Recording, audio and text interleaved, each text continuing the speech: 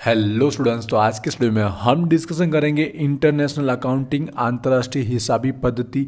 आज हम इस सब्जेक्ट का कंप्लीट डिस्कशन करेंगे। तो इस सब्जेक्ट की प्रिपरेशन स्टार्ट करने से पहले आज का वीडियो प्लीज एंड तक जरूर देखिएगा। सबसे पहले हम जो 70 मार्क के अकॉर्डिंग जो इसकी पेपर पैटर्न हो सकती है उसको लेकर हम बात करेंगे। हम हर एक क्वेश्चन के लिए डिटेल में बात करें, कहाँ पर कितने मार्क हमको प्रैक्टिकल सम्स देखने को मिल सकता है, कहाँ पर थियरिकल टॉपिक देखने को मिल सकता है, क्वेश्चन नंबर 5 में क्या पूछा जाएगा। और इस बार हमें सारे क्वेश्चन अटेम्प्ट करने हैं, तो कम से कम टाइम में एक दिन के अंदर कंप्लीट पेपर की प्रिपरेशन कैसे हो सकती है उसकी स्ट्रेटजी के रिगार्डिंग में मैं बात करूंगा। और मैं हर एक यूनिट में इस बार के लिए कौन से आईएमपी टॉपिक रहेंगे, कौन से आईएमपी थियरी रहेंगी, उन सबको लेकर मैं बात करने वाला, इसलिए वीडियो को प्लीज़ एंड तक जरूर देखिएगा। तो चलिए अब स्टार्ट करते हैं। तो फटाफट पहले पेपर पैटर्न की बात करते हैं। हमारे एग्जाम अगेन कोविड के बाद 70 मार्क की सेकंड टाइम होने जा रही है, जहाँ पर 2.5 आवर टाइमिंग रहने वाला है। तो हमारे एग्जाम में अगेन हमको टोटल 5 क्वेश्चन देखने को मिलेंगे, जो हर एक क्वेश्चन रहेगा जिसका इक्वल मार्क रहने वाले, जहाँ पर 14 मार्क का एक एक क्वेश्चन बनने वाला और 5 क्वेश्चन के थ्रू हमारे पेपर के 70 मार्क हो जाएंगे कवर।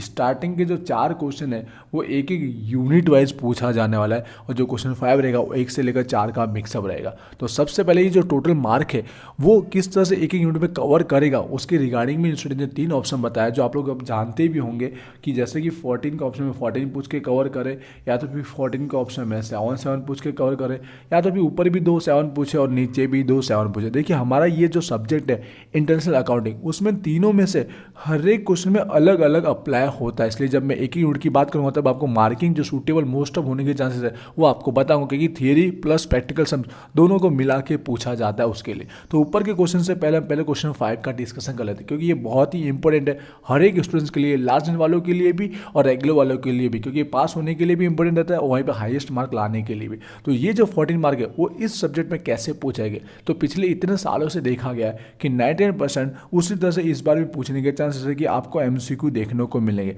इंटरनेशनल अकाउंटिंग में आपको क्वेश्चन 5 में एमसीक्यू देखने को मिलेंगे। पहले मार्किंग समझ लेते हैं, फिर इसकी तैयारी की हम बात करेंगे।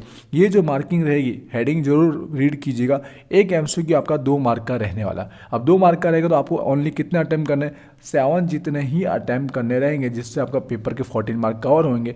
बट आपको दिए गए होंगे हमेशा एक्स्ट्रा 10 तो कम से कम होती है, लेकिन 12 तक दिए गए हो सकते हैं, क्योंकि एक ही यूनिट में से 3 एमसीक्यू निकल सकते हैं इसके लिए। अब जो 12 में से 7 ही लिखने हैं, तो मैं हर एक यूनिट में जैसे आपको बोल रहा हूँ स्टार्टिंग में 7 वो लिखिए जो आपको परफेक्ट आते हैं, जिससे कि आपके 14 आउट ऑफ 14 वहाँ कवर हो जाए। नंबर आगे पीछे चलेगा, स्टार्टिंग में 7 वो लिखिए जो आपको आते हैं, उसके बाद आप अपनी मर्जी से एक्स्ट्रा लिख सकते हो। ये 14 आउट ऑफ 14 कवर करने से फायदा क्या है, लास्ट इन वालों के लिए भी और रेगुलर वालों के लिए। देखिए पासिंग मार्क होते हैं 25, और यहाँ बहुत ही कम टाइम में प्रिपरेशन करके आप 14 मार्क लाओगे तो आपका आधा काम यहाँ पर हो जाता है। और जब ऊपर आप क्वेश्चन या थियरी कुछ भी अटेम्प्ट करोगे तो 5 से ज़्यादा मार्क ला पाते हो, और रेगुलर वालों के लिए हाईएस्ट मार्क लाने के लिए बहुत ही इंपॉर्टेंट होता है। इसकी तैयारी समझिए। तो सबसे पहले आपको, जैसे मैं हर एक वीडियो में आपको बोल रहा हूँ कि वीजी स्टडी पॉइंट एप्लीकेशन आपको डाउनलोड 100% सबको कंपलसरी करनी चाहिए, क्योंकि वहाँ पर आपको इस सब्जेक्ट की फ्री में आपको एमसीक्यू टेस्ट देने को मिलेगी।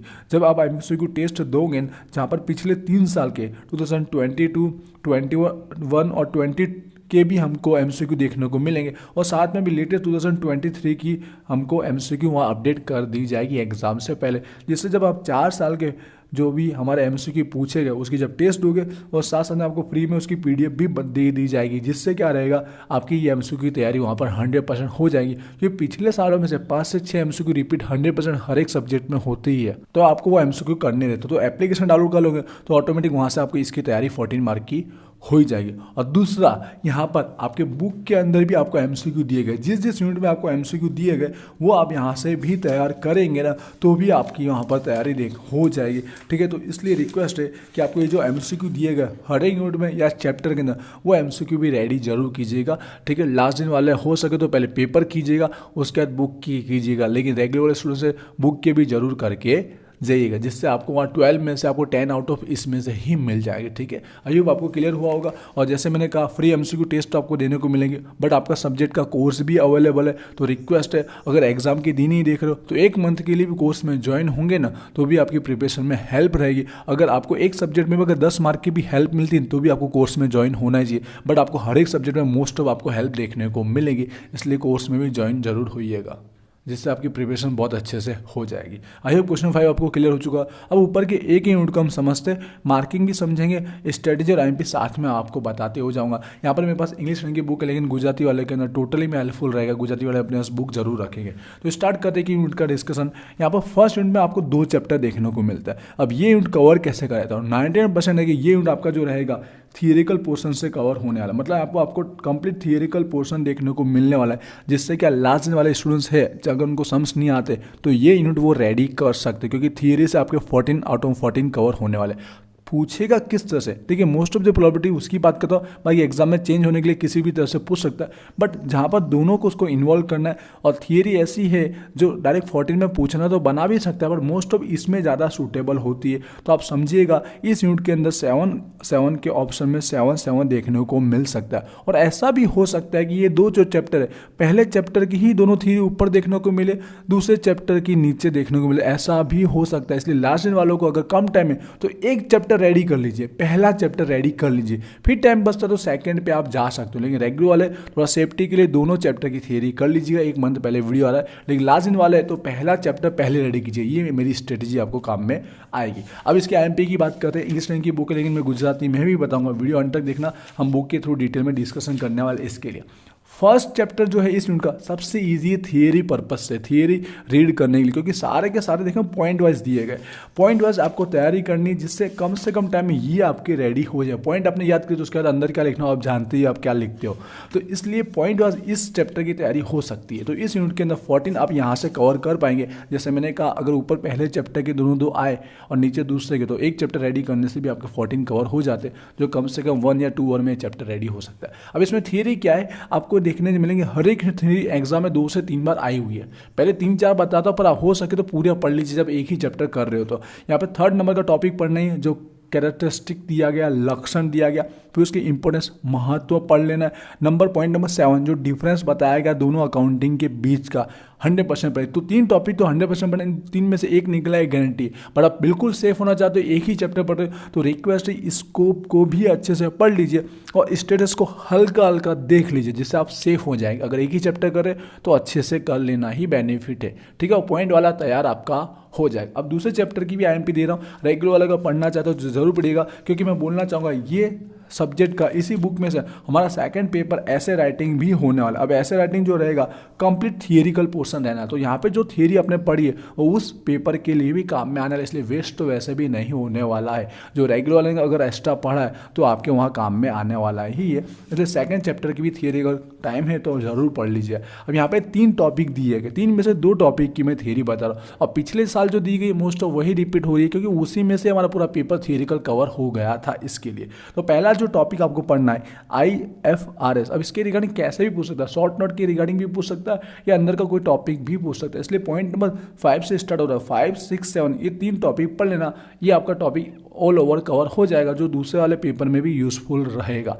दूसरा जो टॉपिक, ऐसा तो यहाँ पर हमारा अकाउंटिंग स्टैंडर्ड बोर्ड है, ये भी सेकंड टॉपिक है, पर इसके एमपी नहीं दे रहा हूँ इस सब्जेक्ट के लिए।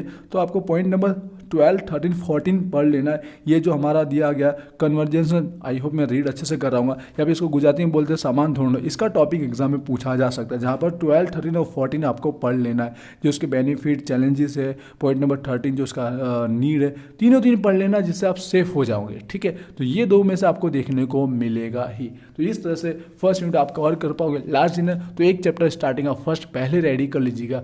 रेगुलर वाले स्टूडेंट्स है तो सेकंड वाले का भी थोड़ा पढ़ के जरूर जाइएगा। आइए फर्स्ट यूनिट आपको क्लियर होगा। एंड तक जो देखा हम डिटेल में डिस्कशन कर रहे हैं, सेकंड किस तरह से पूछा जाएगा। अब सेकंड में देखो दोनों के दोनों कैसे प्रैक्टिकल है, दोनों के दोनों प्रैक्टिकल है, ठीक है, आप जानते होंगे। तो पहले बोलना चाहूँगा मोस्ट ऑफ क्या रहेगा, 14 मार्क का प्रैक्टिकल सम्स निकलता है इस यूनिट में से, इसलिए एक 14 मार्क का प्रैक्टिकल होगा कंफर्म है। ऑप्शन में कुछ भी हो सकता है, ऑप्शन में थोड़ा बताना मुश्किल रहता है।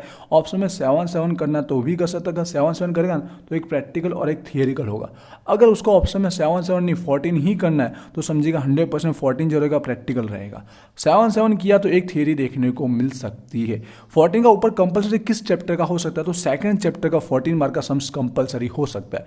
ऑप्शन में दूसरा 14, फर्स्ट जो चैप्टर है वो 14 का भी बनता है प्रैक्टिकल और 7 मार्क का भी बनता है। तो आप समझ गए होंगे। तो पहला ये वाला चैप्टर 14 मार्क का रेडी कर लीजिएगा, जहाँ पर आपको ट्रायल बैलेंस शीट बनाना पड़ता है, उसके बाद फाइनल अकाउंट तक जाना पड़ता है। ऑप्शन में ये तो रहेगा। अगर ये 14 मार्क का है तो ईजी ये रहता है। बुक के थ्रू समझाना चाहूँगा, दोनों चैप्टर प्रैक्टिकल की तरह ही आपको तैयार करने चाहिए, ठीक है। जहाँ पर ये फर्स्ट चैप्टर जो हमारा है, जिसमें ओनली आमनो जनरल एंट्री ही पूछा जाता है, इसकी रिगार्डिंग में 2 से 3 वीडियो अपलोड हुए, वो जरूर देखिएगा, आपको ये चैप्टर कंप्लीट तैयार हो जाएगा। तो इस चैप्टर के लिए आपको सम्स की तैयारी अच्छे से कर लेनी चाहिए, जिससे ये प्रैक्टिकल आप एग्जाम में कवर कर पाओ, ठीक है। जहाँ पर सम्स की अगर बात करो तो एग्जाम्पल भी कर लोगे तो भी आपको आइडिया यहाँ पर आ जाएगा। उसके बाद इसके बाद जो सेकंड चैप्टर इसी यूनिट के अंदर जो लॉन्ग 14 मार्क का इसमें से गारंटी निकलेगा, जो फॉरेन करेंसी ट्रांजैक्शन है, विदेशी व्यवहार वाले जो टॉपिक, इसमें पहला क्या रहता है, जो भी हमको दिया गया उसको हमको ट्रायल बैलेंस में कन्वर्ट करना रहता है रुपीज़ के अंदर।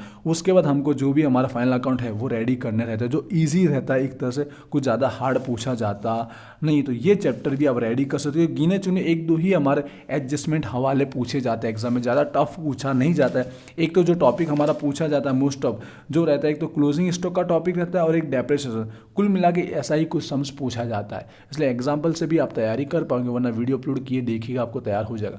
थियरी इसकी मैं IMP नहीं बता रहा क्योंकि सम्स के थ्रू ये कवर हो सकता है। उसके लिए आते हैं हमारे क्वेश्चन नंबर 3। अब ये कैसा रहेगा, ये भी हमारा प्रैक्टिकल चैप्टर है। तो 14 मार्क का इसमें से एक सम्स मिलेगा, ये गारंटेड है। 14 का इसमें से लॉन्ग सम्स बनेगा गारंटेड। ऑप्शन में कुछ भी हो सकता है, बट मुझे लगता है इसमें ऑप्शन में ज़्यादा सूटेबल है 7 सूटेबल है। यहाँ पर ऑप्शन में फिक्स नहीं बोल सकते, लेकिन यहाँ फिक्स है। और दोनों दो क्या रहेगी, थियरी रहेगी। जैसे लास्ट वालों को अगर लगता है कि यूनिट का सम्स नहीं आ रहा है तो वो थियरी पे जा सकता है, वरना सम्स देखा जाए तो ईजी है। थोड़ा लॉन्ग रहता है, बट तैयार करोगे तो आ जाएगा। 1 महीने पहले वीडियो बन रहा है तो उसकी थियरी भी मैं IMP दूंगा। सम्स की अगर बात करो तो आपने पहले भी MCOM के अंदर होल्डिंग कंपनी का चैप्टर पढ़ा हुआ था, शासन कंपनी वाला, तो वही चैप्टर है, बस इसमें एक काम बढ़ जाता है क्योंकि इंटरनेशनल वाला है ना, अंतर्राष्ट्रीय, तो एक टॉपिक बढ़ जाता है। आपको क्या होता है, जो भी दिया गया है ना उसको कन्वर्ट करना पड़ता है ट्रायल बैलेंस जो रुपीज़ के अंदर इंडियन में, बस वो आपका एक एक्स्ट्रा काम बढ़ जाता है। बाकी सम्स होता है ईजी। तो ये चैप्टर भी 14 मार्क में तैयार करने के लिए जरूर सम्स जरूर कीजिएगा। आपको पहले अगर सेमेस्टर 3 का आता है तो ये आपका तैयार जल्दी से हो जाएगा। अब इसकी थियरी अगर बात करोगे, जैसे मैंने कहा थियरी ऑप्शन में देखने को मिलेगी, ठीक है। तो इसके लिए थियरी में आपको क्या पढ़ना है, और ये जो थियरी है आपके काम आएगी सेकंड पेपर के लिए, इसलिए थियरी पढ़ना भी चाहिए रेगुलर वाले के लिए, सेफ्टी के लिए। अगर बहुत हार्ड पढ़ रहा है सम तो आप नीचे थियरी में जा सकते हो। दोनों दो थियरी आपको आती है तो सम्स में क्या पूरे में से पूरे अच्छे मार्क आ सकते हैं, थियरी में थोड़ा मुश्किल होता है इसके लिए। अब थियरी देखिए, हर एक थियरी एग्जाम में आ चुकी है, इसलिए फिर भी बताना चाहूँगा कि एक थ्योरी उसमें से निकल जाए। पहले तो आपको ऑब्जेक्टिव, उसका हेतु पढ़ लेना, पॉइंट नंबर 3 आप रीड कीजिएगा।